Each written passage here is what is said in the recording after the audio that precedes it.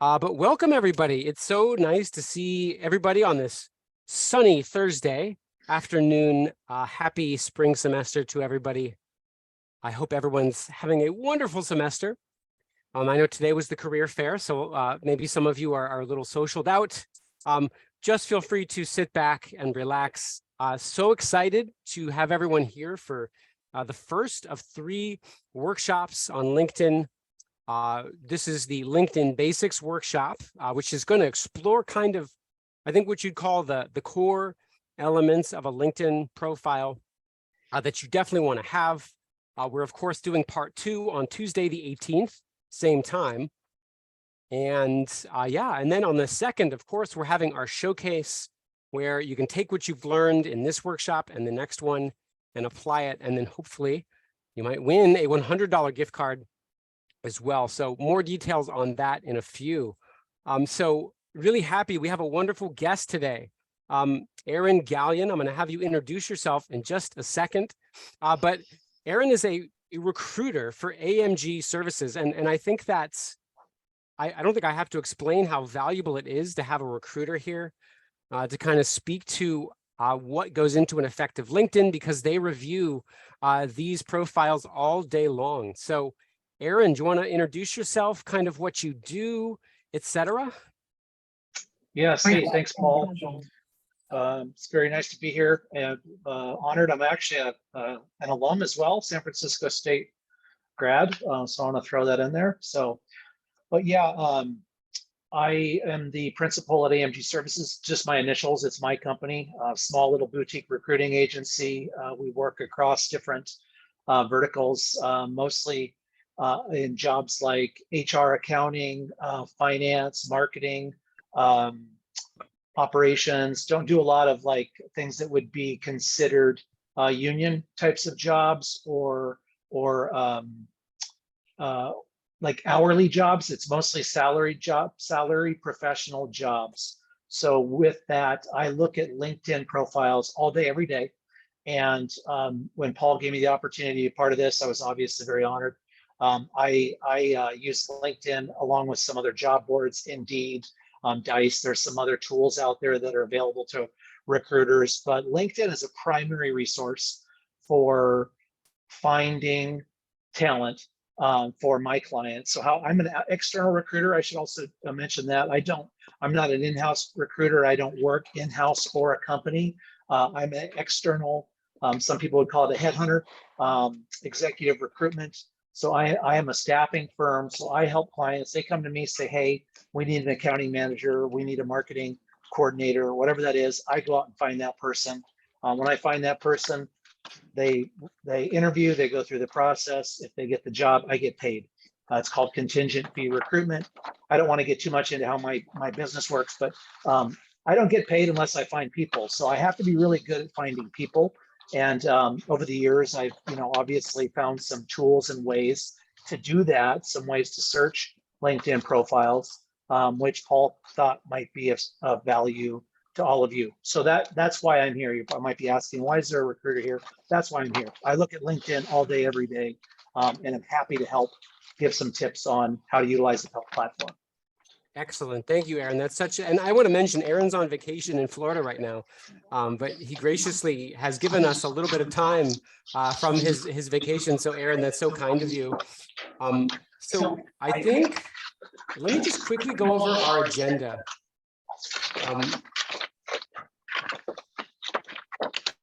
And what we're going to do, we kind of met Erin. We got a sense of how Erin uses LinkedIn, sort of, i.e. lots and lots of LinkedIn use. We're going to talk a little bit about what LinkedIn is for. I think for a lot of you, I probably don't really have to sell you on this, because I think a good amount of our students have LinkedIn. We're also going to talk about each section by section.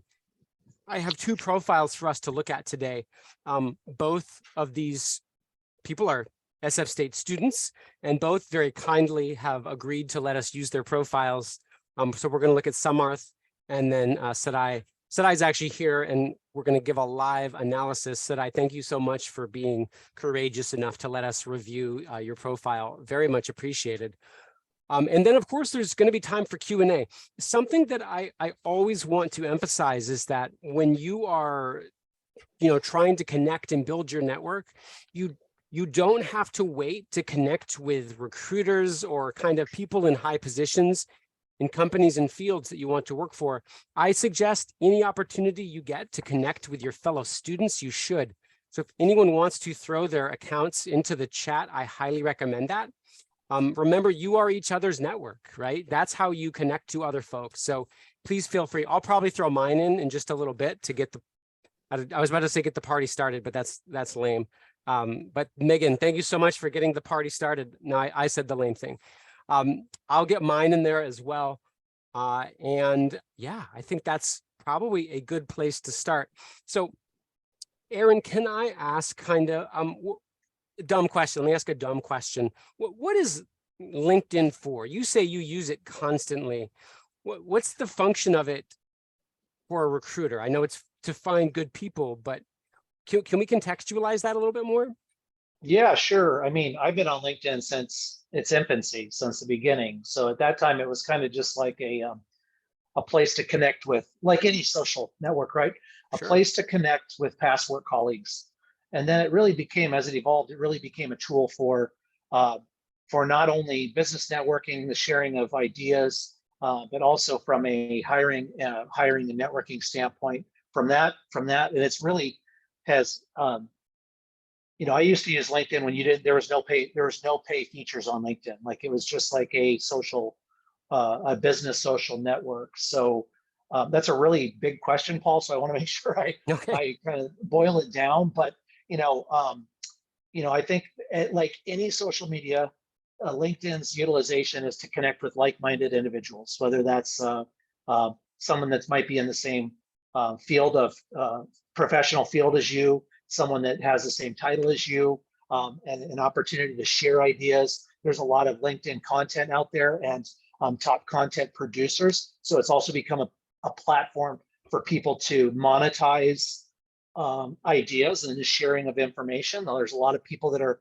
LinkedIn top voices, if you will, that are getting paid for their time. So it really depends. It's different things to different people. I would imagine for the majority of the people that are in this seminar, the purpose is going to be to find a job and maybe connect with people that might be future hiring managers. And that's a perfect way to use LinkedIn. I use LinkedIn to not only network, I use it for a number of reasons. I do connect with past colleagues. I haven't been a recruiter my entire career. I started in advertising and marketing way back, getting out of school, and I've had a number of different things, but I've been mostly in sales and recruiting for the last 10 years of my career. But I use it to not only connect with past colleagues and professionals to network, but also to find talent. And so a lot of users on LinkedIn, HR people, staffing firms are using LinkedIn like they used to use Monster, Career Builder, resume.com, some other tools that used to be out there that were essentially paid job board services. Now you can use LinkedIn. And I will also say there's different levels of LinkedIn. There's business, there's just LinkedIn, there's LinkedIn Plus.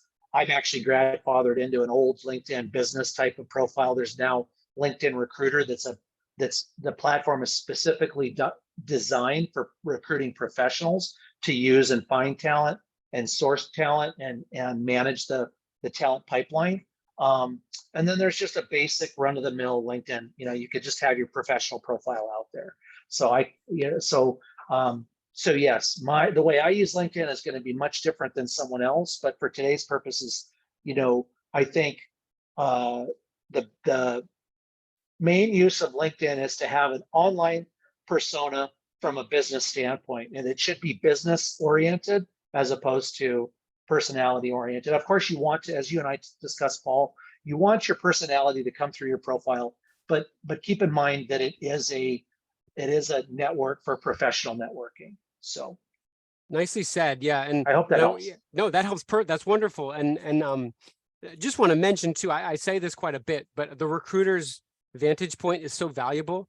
Aaron and I even argued last week, not aggressively argued, but we argued about certain sections. So I think something to say too is there are rules of thumb, but you know, this is absolutely a wonderful and really valuable perspective, Aaron. So thank you so much for joining us. I say we start looking at some actual profiles. Does that sound good? So I think what we'll do is we're going to start by looking at SumArts, and we'll sort of use SumArts profile to go piece by piece, if that works, Aaron. So we'll go top down. And again, just to kind of reiterate what Aaron said, I mean, this is going to be one of the places where recruiters, hiring managers, they can go to see your credentials, to kind of see if you're a good brand fit, also to verify identity. And for you as students, it's also really good to begin building out this professional network. So really happy to see you guys putting your LinkedIns in the chat. So I think we'll start at the top. We'll of course start with the picture. We're going to move down to the headline that's under the person's name. We'll talk about the about section. We will talk about the professional work experience section. And then I think we'll probably get to about skills, and then we'll do a live critique. So Aaron, the photo, what is there to think about with the photo? I know a lot of students kind of stress out about getting a proper profile picture. Is there anything to think about as far as the profile picture? I've always said you don't have to, like, you should look professional and approachable, but this isn't something to lose sleep over. Yeah, I wouldn't give this, I wouldn't give this a lot of concern, or, obviously you want to use something that is, I think it's always makes sense if you're going for something creative. It's fun to be fun and wacky and that sort of thing. It really comes down to, who you are as a person. The photo, the banner at the top, these areas are kind of really provide for the opportunity to kind of showcase personality a little bit. Okay. So for myself, I don't have a professional headshot. I have a picture that my wife took of me in front of a Christmas tree, when we were at a casino in Las Vegas. And so okay. it shows me. I like it. It's a good headshot of me. SumArts here is he looks like a happy person. Looks like he's in an office setting sort of thing or whatever. So, whether it's a person walking on a beach with their dog, or if it's like them with their friend or whatever it is, it's fine. I think it needs to be somewhat, obviously platform appropriate, but I don't think you need to give it too much. I don't think you need to go out and pay for a professional headshot is what I'm saying. I'm sure you can find a photo of yourself, or have a friend take a photo of you in front of, a whiteboard or something, whatever that will help, just a basic headshot, as long as it's clear and shows who you are. Some people don't like to put their profile online. That's fine. That's fine as well. So it really is up to the individual. Okay, thanks, Aaron. That's good. I do want to say too, yes, maybe paying for a professional headshot isn't the most pragmatic move. I will mention, just to do a quick plug, we will be doing professional headshots in the Career Center Business 137 on the 25th and 26th. Please feel free to RSVP. We will also, in the DEIB lounge right above Career Services, Business 221, be giving out complimentary office attire to make sure you students are good and ready for those interviews coming up this summer. I'm going to change the slide here, but I will get you that QR code if you're interested. So, yeah, so let's move on down to the headline. I see, Aaron, often the headline is a section that gets a little underutilized. I often see this in students' profiles. They'll write something that's incredibly literal, right? They'll say something like student at SFSU, yeah, which is not incorrect, but I think they could do more here. So something that I've often said is we want to see concrete skills that you have. We want to see roles that you're currently in, and then if you want to add things about personality, etc., we can see that. Is there anything you'd add to that, Aaron? I mean, from what I understand, this is a pretty important section that gets underutilized. You're talking about right underneath SumArts name. Are you talking about this here? Yeah. Yeah. So this will be a theme that comes up, I think, as Paul wants it to throughout this call, but it's all about keywords. So, when a recruiter or a hiring professional is searching for is searching for talent, they're typing in, standard Boolean searches. So product manager, developer. Samar's done a really good job of typing in keywords that would be very highly findable and would bring him up in rankings and results in a search. So I think it's this, this banner, these headlines are very important in terms of catching attention to potential hiring managers and recruiters, and also for your actual page, your profile page, to become findable in search. So, he's looking for a PM internship and full-time roles. He's literally told me in 2 lines that he's open to new jobs and what types of jobs he's focusing on, right?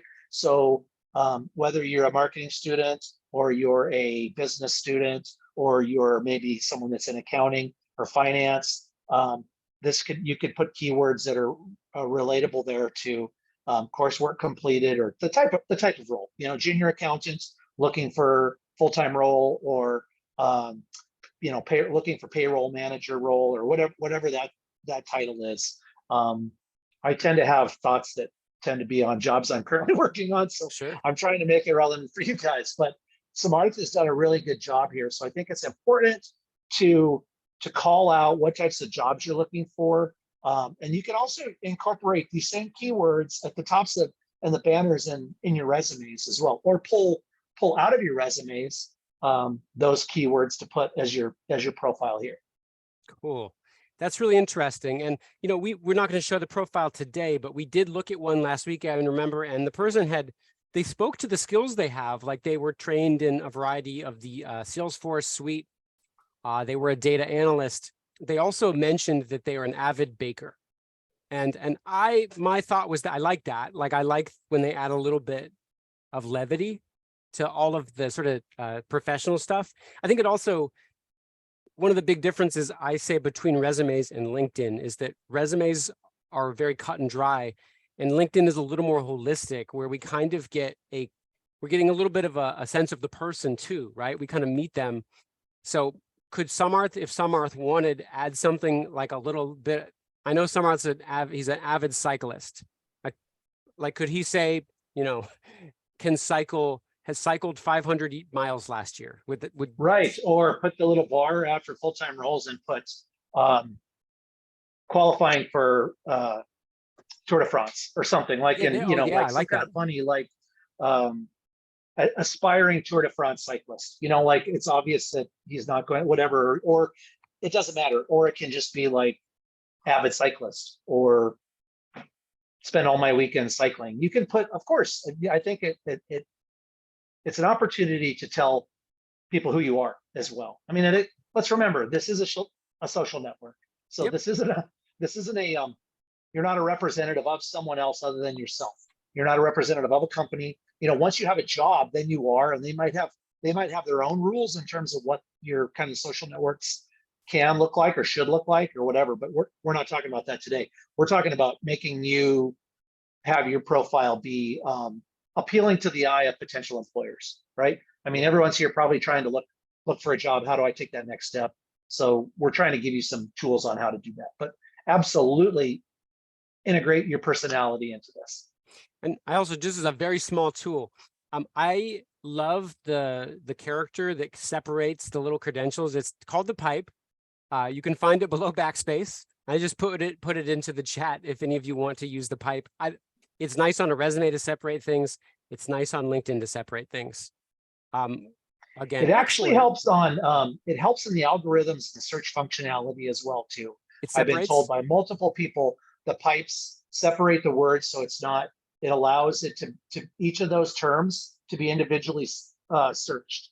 So I'm not an SEO specialist, but that I know, because if I'm typing in specific search terminology, a lot of times what I'm typing in will be in someone's product headline with the pipes between it. Because if you think about how a hiring manager is searching, they might be looking for an entry-level person, accounting major, in whatever geographical location, and looking for work. And they might type all of that into the search bar. His would show up in each of those. Or even if that person only typed in one of those search terminologies, he's going to show up. if that makes sense. Yeah, that's really good to know. So the pipe, not only does it sort of organize things to the eyes, it also actually organizes things for the algorithm. That is correct. As Right. I understand it, yes. You might have some tech students that will prove me wrong, but I'm pretty sure that's how LinkedIn's model works. No, so much to say, and we're like only an eighth of the way down. Like there's like each piece of this profile like really plays a role, excuse me, in sending a message. So we got the picture that sends a message, got the headline that sends a message. Then now we're moving into this about section. The about section, if you come and set up an appointment with me, I will probably give you a prompt for your about section where I'll ask you something like, was there a moment of your life when you knew that, management was going to be the path you took? Or was there a period of your life when you knew that hospitality events management was going to be the path you were going to take? And sometimes what I'll try to do is get the student to carve down their story a little bit.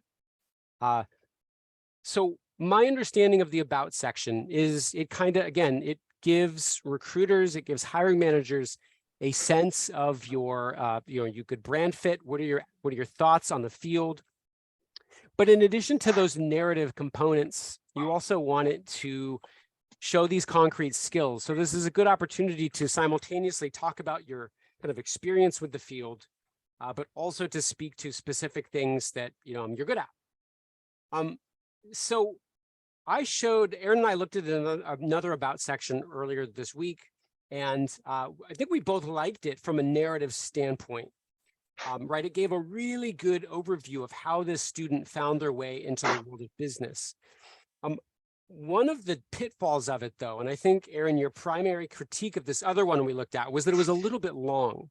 Aaron, as a recruiter, can you speak to kind of what you want to see in the about section, how long it should be, any organizational tips? Yeah, I mean, this is a very personal thing too, and I think I think if you ask 5 recruiters or 5 hiring managers, they might give you 5 different feedback. So please take whatever I say with a grain of salt. But I think, again, I think Samartha has done a wonderful job in summarizing in a very concise paragraph who he is from a business standpoint, and also some personal passions, the biking and badminton at the bottom. Mm-hmm. And so you've really made, in one paragraph, you've kind of got a snapshot of who this person is. And I think it's okay to go longer if it's relevant to kind of the field or what you're, again, this is a social network. It is, even though it's a business, it's a social networking site. So I think you can get a little bit longer. Like Paul's an English major. He might want to incorporate some prose and write a little bit more like show writing style. And if you're going for a creative type of job or a marketing type of job, you might want to have a little more sizzle here. If you're looking for like a coder job or something that's, engineering, where it's really more like you want to see that this person has formulated thoughts and bullets and that sort of thing. So I think it's important to keep this about section relevant to not only who you are as a person, but the type of job you might be going for. But there's nothing wrong with, I think the danger is just getting a canned, like, college graduate aspiring to change the world, add immediate value, and just these canned responses that look, I see them all the time because you read tons and tons of profiles. So I would avoid things that sound like every other LinkedIn profile out there and try to make it more about you. And it's okay to have, the basics there, the foundation of who you are as a person, like Smart says, supportive, trustworthy, flexible, and approachable. Also a self-starter, that sort of thing. That's very important. I think it's really important to kind of encapsulate that in a paragraph or two. But of course, if you're going to be, like I said, in something that's going to require a little bit more information, feel free to share that. And then also, I think we also talked about, Paul, is you can always do like a, read more below, or I think you should have a summary statement of kind of, it used to be the golden rule in resume writing was to have an objective or something at the top that was like a sentence or two of what your goal was. That's faded away to a certain extent. It's not as It's not as expected in resumes anymore, but this about section is kind of the equivalent of that. So it's in a short statement, who are you, right? And then if you want to include more, and this other person did, they wanted to tell all about their passions and what made them who they are and why they want to do what they want to do. That's fine, but I would give the reader an opportunity to kind of sign off after that first paragraph. Cool. That's really neat to hear too. And I think that, you mentioned the English major thing. I don't know if we have any with us, but if you are, as I was an English major, you probably do have to be a little careful if you're telling a narrative of going too wild, right? Well, it was a cold August 1982. It was especially cold for an August. I could probably go on and on and on with my narrative. Like I have to trim that a little bit. And I guess by naming 82, I've dated myself here, but and I've seen profiles like that, Paul. I've seen profiles that are that kind of descriptive, like you feel like, oh, I'm about to read a novel about this person, and that can scare. It may attract if you're trying to get a job in a publishing house, that might actually grab the attention of a potential hiring manager. But if you're trying to get a job at a accounting firm or someplace where they want an admin assistant or something, like you're trying to break your foot in the door, you may have to be like, okay, this is a little bit too much to digest.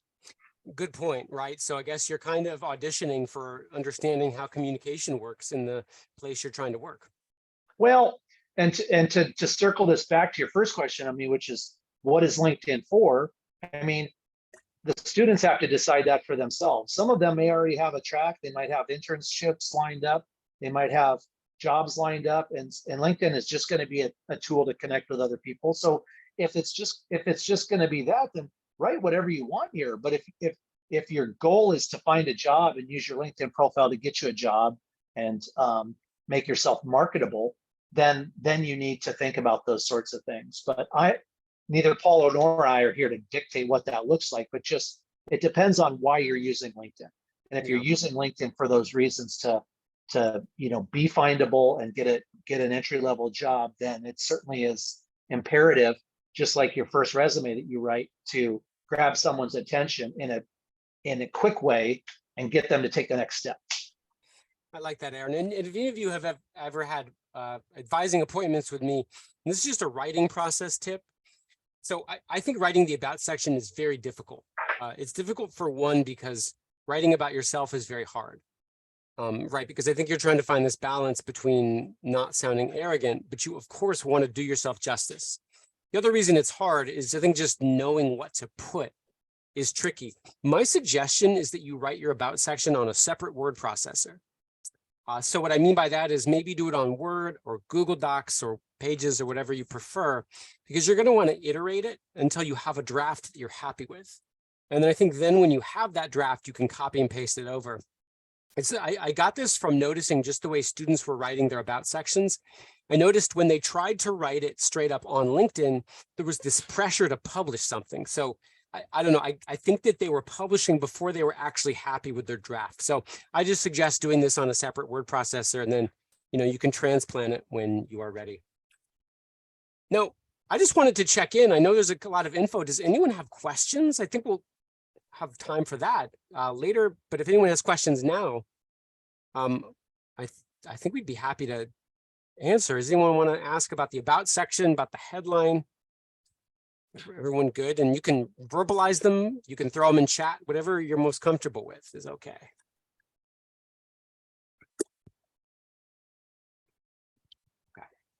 Okay. All right.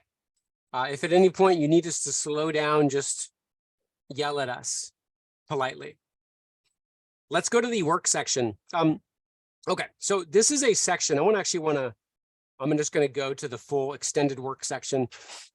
This is a section that really distinguishes itself from the resume. So on a resume, and again, those of you who've been in my Business 300 class know I harp on this, especially if you're applying for entry level. This will change down the line, but you typically want to go for a one-page resume, right? Now, if you have been working since you were 15 or 16 or whatever, you might be sort of, you might have this urge to squeeze everything in or to include all of those jobs you had even when you were a teenager. But the thing about that on a resume is that you might be kind of taking attention away from something else that's more important. The nice thing about LinkedIn is, to some extent and within reason, we don't really have those constraints, right? We can kind of be a little more broad, right? We can include jobs that we had when we were younger. I mean, not if you're my age, those jobs were like 20 years ago. So I don't include those, but I think most of you were probably 16 and 17, not that long ago. So if those jobs you had over the summer, even if they're not particularly jobs that you liked very much, you can include them. Maybe you learned conflict resolution. Maybe you did little bits of management. Maybe it was customer service, whatever it might be. If you feel that there's some valuable skill that you can extract from that, I say it's worth including. Aaron, how far back? So if we go to SumArts here, if we go all the way back, how far back does SumArts go? January of 2016. If there's indeed something relevant here, is it worth including something? So 2016 was like, what, 8 years ago? Is it a little less? Is that worth including? Yeah, I mean, sorry, I need to look at this in landscape so I can see it on my phone. No I worries. apologize. I can read it too if it's helpful. It looks like his experience as a technical support member is very relevant to the types of roles he's going for. So I would absolutely include this. Okay. And again, different from a resume, LinkedIn can be an exhaustive list of everything you've ever done professionally. If you want it to be. It can also be, if you don't want to share that much personal information or that much work history, you don't have to. General rule of thumb, and this isn't going to apply to most of you. Maybe some of you that might be, have careers and have started, your education later in life or whatever, and you have 10 or 15 years of working experience.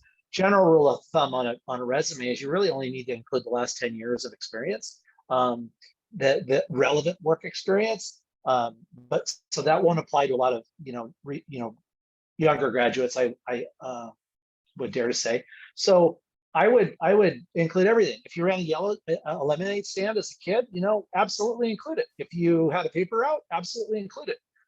Because this will show that you're responsible, accountable, had the drive to make money, and like all things that are going to be appealing to a hiring manager. So, I think it probably is going to feel overwhelming. Like, well, I don't have really any relevant work experience because I'm going for a marketing coordinator role, and all I've ever done is the X, Y, and Z. And I say include it here because I think you can, and have fun with it, because you can definitely apply anything, you could apply a little sizzle, if you will, to anything you've done to make it relevant to what you're going to do. Because as Paul said, everything's a learning experience. Whether you learn, whether you hated the job or not, you probably learned some valuable lessons from it. And that's a good place. This is a good place, obviously without disparaging the former employer. Or, I had a grocery bagging, I bagged groceries as a teenager and hated my boss. Like, I don't need to include that, but I can certainly talk about some of the lessons I learned as a result of that job, right? So I would absolutely include it. Nice. Thank you. That's really cool to hear, Aaron. And I think sort of connected to that, SumArts uses a lot of bullet points here, and I think that's typically okay. Another format I've seen, and maybe we'll see that in a few, is you can also have like a little narrative here. Like sort of what I've tried to do is reserve the bullets for concrete skills that I've learned, right? So if project management, Excel, or if I want to speak to specific quantified value created. And it could be qualitative value created too. That's fine also. So a little rule of thumb, and this is where Aaron and I argued last week. Hopefully we don't argue again. But let's say you're trying to make a little narrative about the job. This is my quick formula. So feel free to defy this. This isn't like a concrete rule. I say if you're going to write a little narrative, I say about one sentence about the org, right? Just quickly tell us about the organization. I say 1 to 2 sentences. I'm trying to spell well because we're recording this. 1 to 2 sentences about your role, right? What was your role in that case? Now, this is the good stuff. I'm going to say 1 to 4 sentences about value created and impact. And Aaron, fair to say this is the most important thing. You want to speak to the value that you brought to this role. Yeah. Yes, I mean, I didn't think we were arguing. I thought we were having a No, healthy well, no, discussion. no, But this is, I'll tell you. I think kind of goes back to keywords and kind of the goal of trying to get the hiring manager's attention. So I think the value you create for an organization is more important to the person reading it, whereas the value you drew from the organization is more important to you. And so if your LinkedIn profile is for you, then absolutely focus on those top 2 things. But if your LinkedIn profile is to draw the attention of someone else, then you want to focus on what that someone else is going to find important. And that's like, what value am I going to get from this person?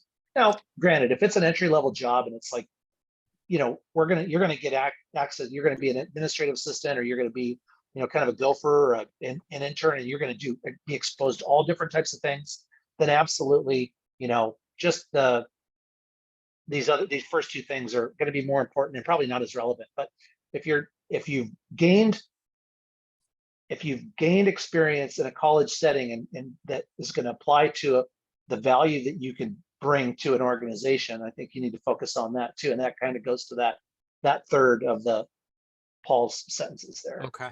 Yeah, no, what we argued about was, I said, well, could you also speak to takeaways? And you said, and I think you made a very valid point, Aaron, and that's that, as a recruiter, you have to look at the value that the student brought so that it can, you can sell that student to a job. So that's why I wrote maybe also the takeaways. What were the big lessons? But I think it is important to keep that in mind. You want to regulate that. You probably want to keep it moderate, just because you don't want it to get too self-centered. And also, if I could add, don't Yeah. overthink this. I mean, the last thing we want to do is have you all come away from this paralyzed because there's so much information. Like, it's okay to just have where you worked and 1 or 2 bullets, or even 1 bullet of what your job was, and leave it at that. You don't have to have 6 or 7 bullets of the value that you brought if it's overwhelming. The net of this is you want to get something out there so that you're findable by a potential employer. Absolutely. And speaking of being findable, again, I want to bring up this, the skills. I've seen a lot of students not utilizing this part.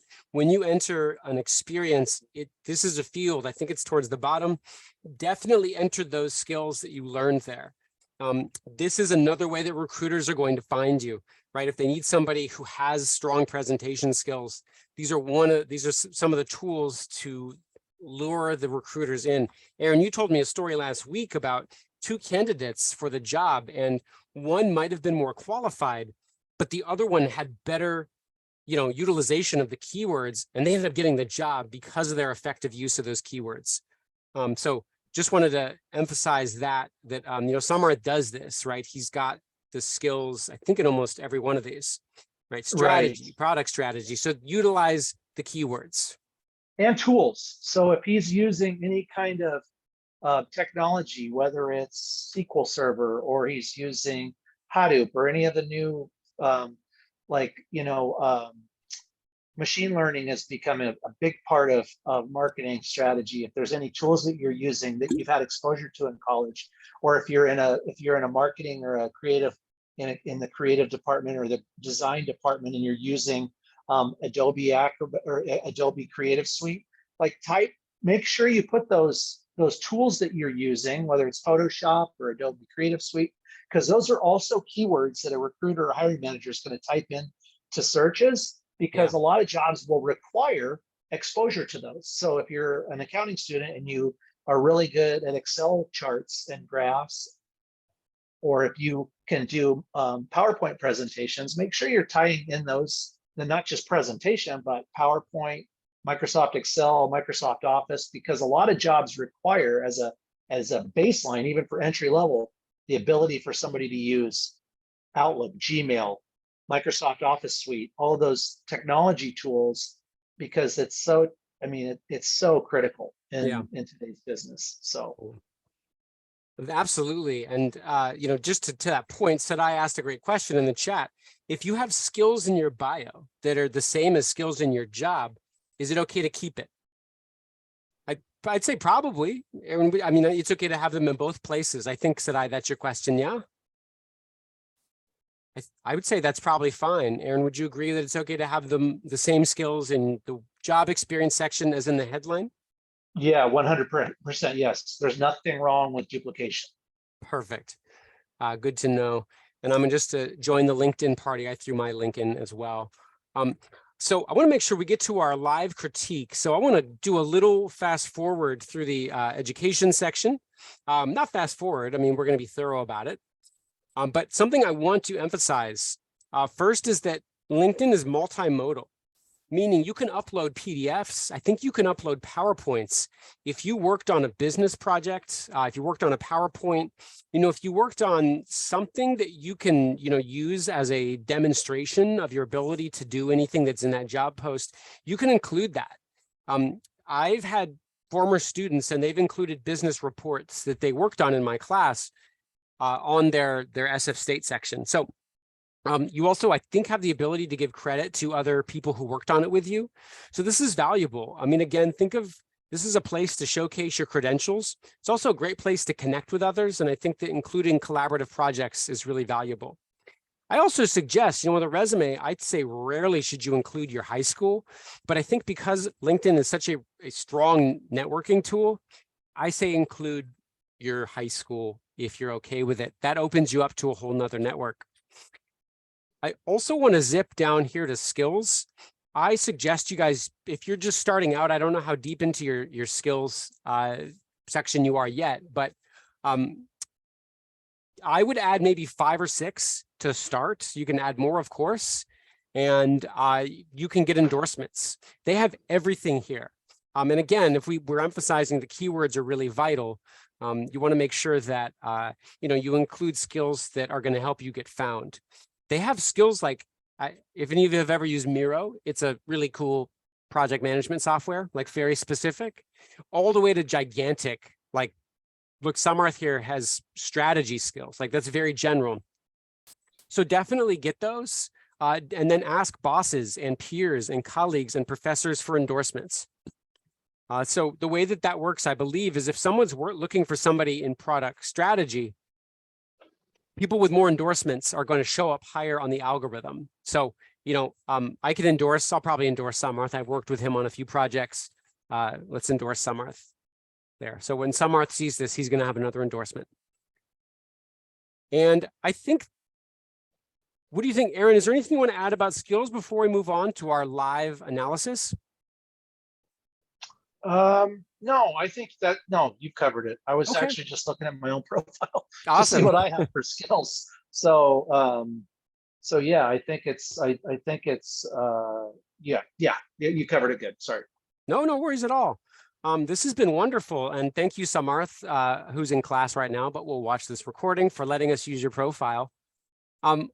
Sadai, are you ready? We're going to do a live analysis of yours. And I think that by and large, this is going to be a very favorable critique. I'm sure Aaron will be kind, but Sadai, you all set?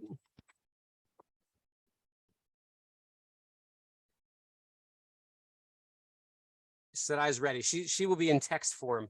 So Aaron, we'll kind of go top down here as well. Does that sound good?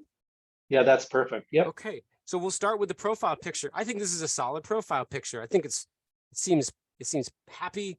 It's approachable. Yes, 100% agree. Okay. Yep, 100% agree. I think the banner could, maybe since she's a marketing student, maybe there's such a palette of banners you can use with LinkedIn. So unless if this is something she's created, I mean, I don't want to hurt feelings or anything. So, but if it's a template, I would maybe make it a little, more grabbing or something like that. But that's totally that's a totally personal thing. So, but yes, perfect picture. Speaks to who she is, happy, good smile, ready to go. Looks, very applicable to the type of field she's going into as well. Totally. And I will say Canva has wonderful LinkedIn banner templates that are pretty fun to use. So, and I think that, yeah, being in a marketing space puts you in a good position to have a little bit of creativity. Well, let's jump into the headline. Undergraduate marketing student, literally true. Yes. I bet we could go a little bit deeper here. I guess we kind of have to sort of know where Sadai's trying to go a little bit more. Sadai, maybe, and if you're in the chat, that's fine. Or if you want to go on the mic, it's fine. Do you have a sense of kind of what area of marketing you want to go into?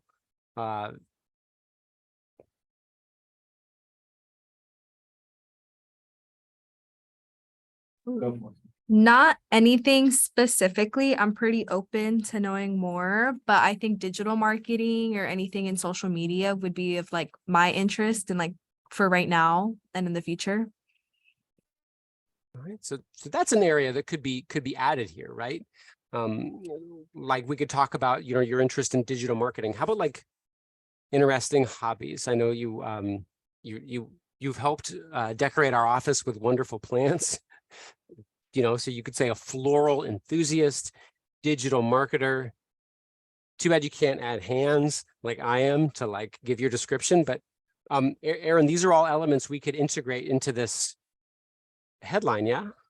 Yeah, I would do, marketing student hype, and then aspiring digital or social media content specialist, or maybe Google a few jobs that might be of interest to you.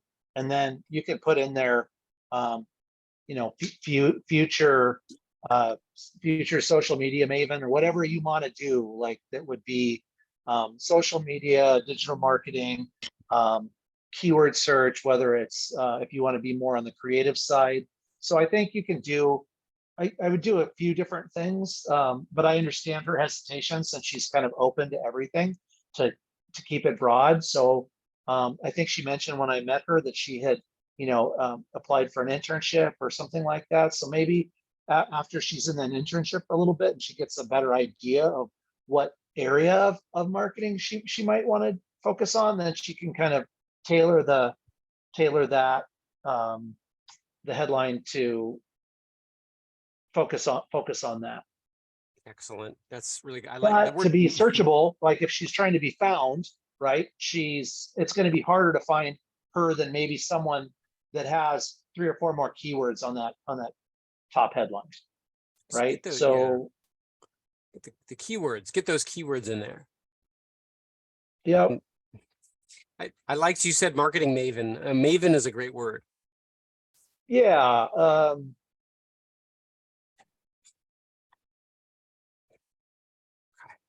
Well, let's move into the about section. And this is a point where, again, we want to find this mix. We maybe want to learn a little bit about how Sadai found the world of marketing. So we don't have to go into a full-on philosophical journey of how you found marketing, but do you have a sense of sort of was there an era when you knew that marketing, maybe digital marketing, was the path you wanted to follow? Is there sort of do you think there's a narrative here we can add about kind of how you came to study marketing?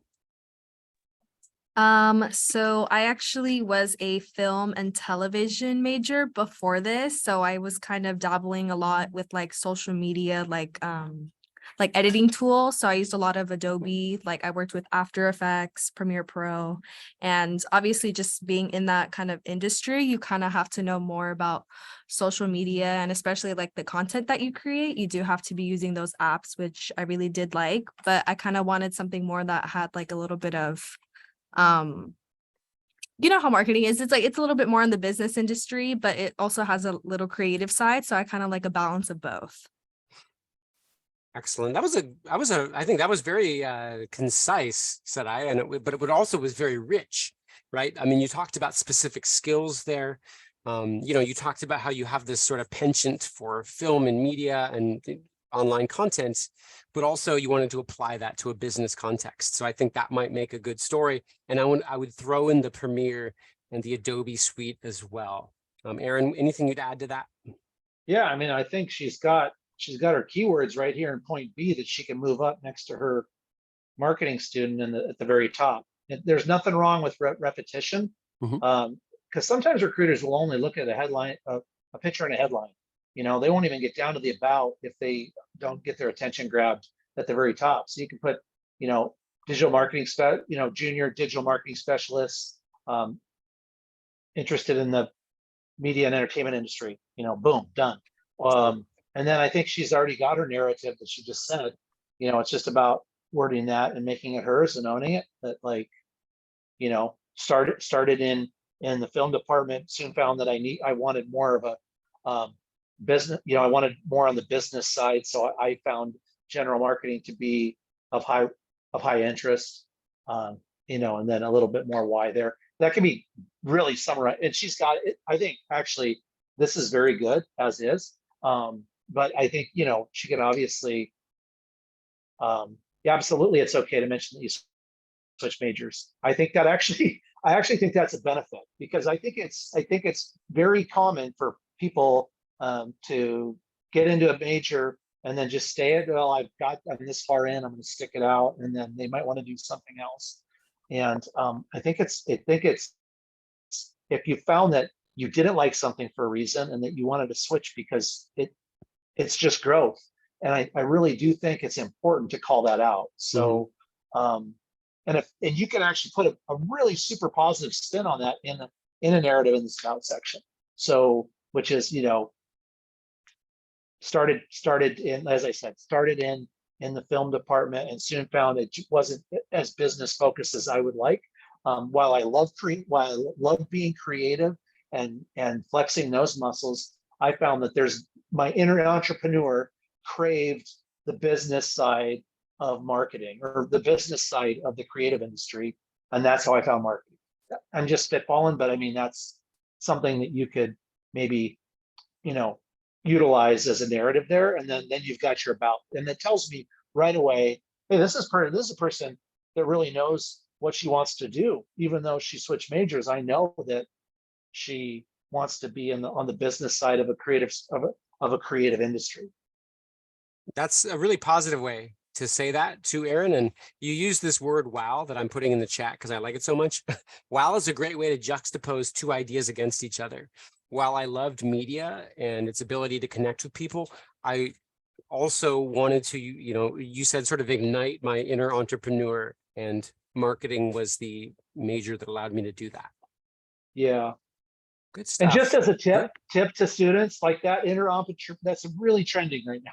If you're talking about being an entrepreneur, because it tells potential employers that you feel that you understand how to fix things, right? You want to run a business, and because as an entrepreneur, you're all entrepreneurs now. You're all building the brand of you, and as such, you are finding out a way to figure this out.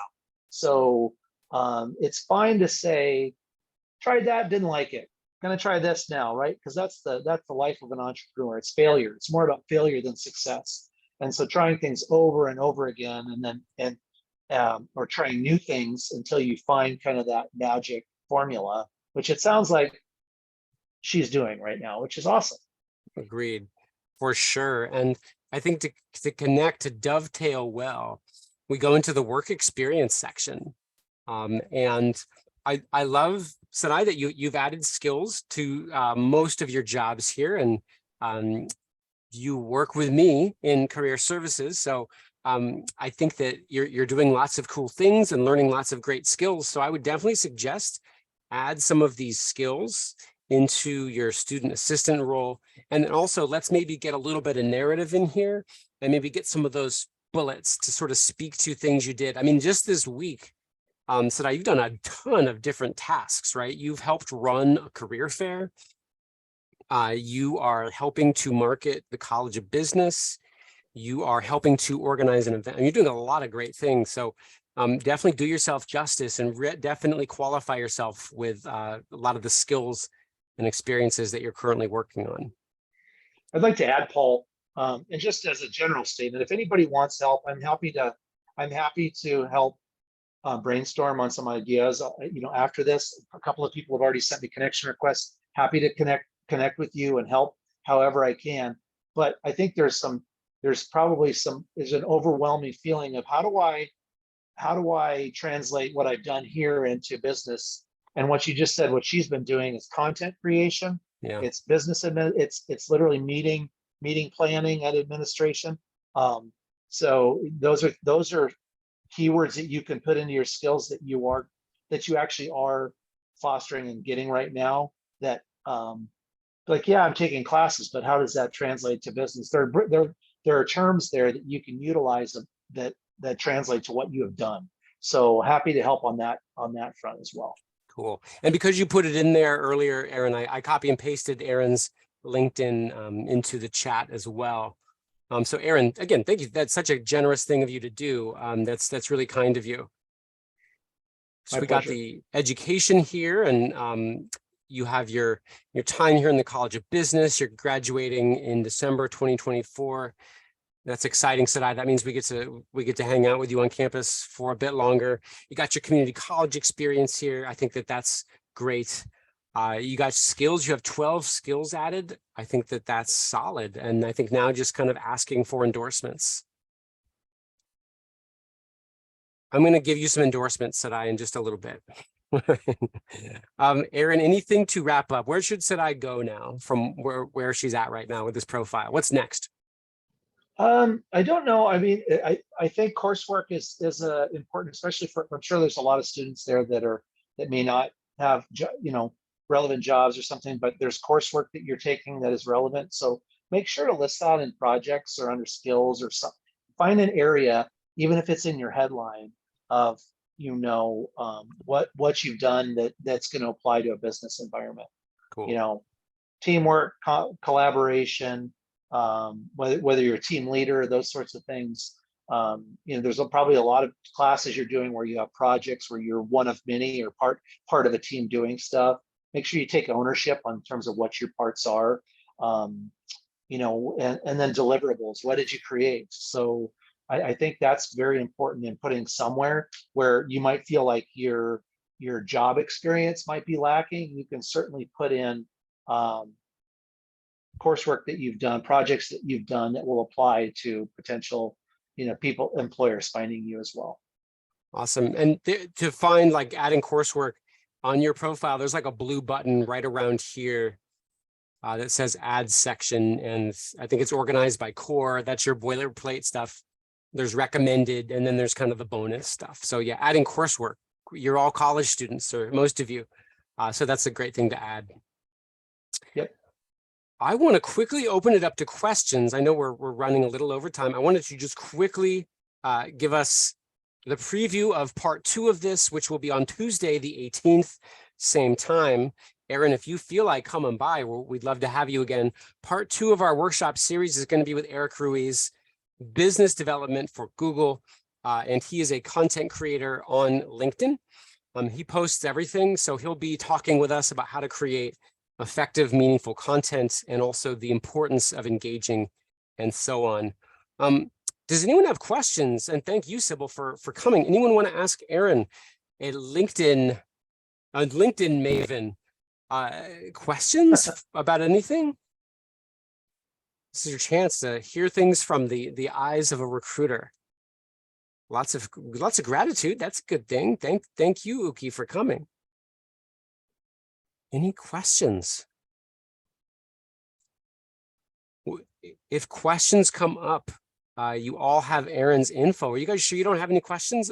Rachel has a question. Rachel, go ahead. It's not for me personally, but I have quite a few international student friends, and a lot of them aren't sure how to market themselves to businesses just because they're worried that a company doesn't want to sponsor them or they don't accept like visas and stuff. So I was wondering, as a recruiter, if you see that a student is international, like, does that just immediately make you skip them? Like, how could they make themselves more appealing? Because I know there's an extra process that international students have to go through. Yeah, that's a great question. Thank you.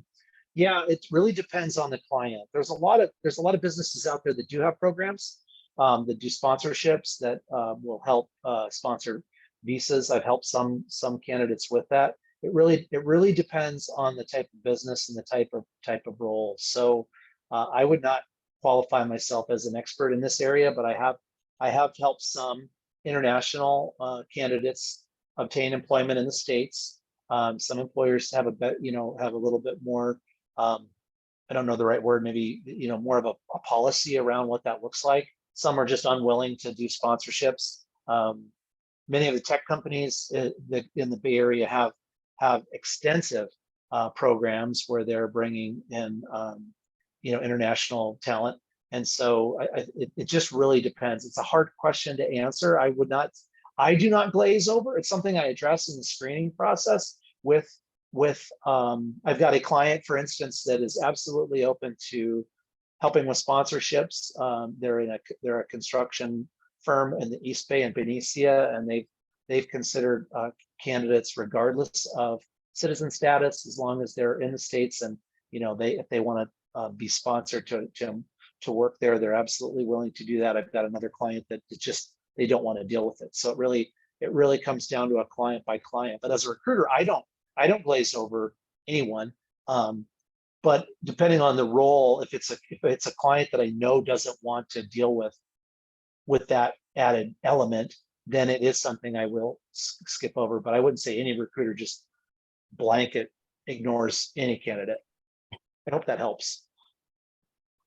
It does. Thank you. Thanks, Rachel. It's a good question. Anything else? I just also, for those of you with a suitable app, and you all should be, please feel free to scan the QR code to get your participation points. Of course, students who engage in our events are setting themselves up to win. So please feel free to scan this. Other questions? Well, Aaron, I don't want to take too much more of your vacation time. I know you're in Florida where it's nice and warm. I want to thank you so much. It's rainy. Okay, well, it's warm rain, right? I want to thank you for taking this time. This was so insightful. I took a ton of notes here. Sadai, thank you so much for letting us do a live critique. This was so cool. Aaron, we look forward to collaborating with you much more. You have wonderful wisdom for us. But thank you so much, and we will talk to you all soon. Have a great vacation, Aaron. Thank you very much. One more time, I just want to say, if anyone wants to connect, please feel free to connect. And please just network with your peers and with as many like-minded professionals out there. The power of networking is so tremendous. So take advantage of the tools that you have, but what you put into it, you'll also reap the rewards. So best of luck to all of you. And if I can be of any service, please don't hesitate to reach out. Connect with Aaron, everyone. His link is in the chat. Aaron, thank you so much. We will talk soon. Take care, everyone. Happy Thursday.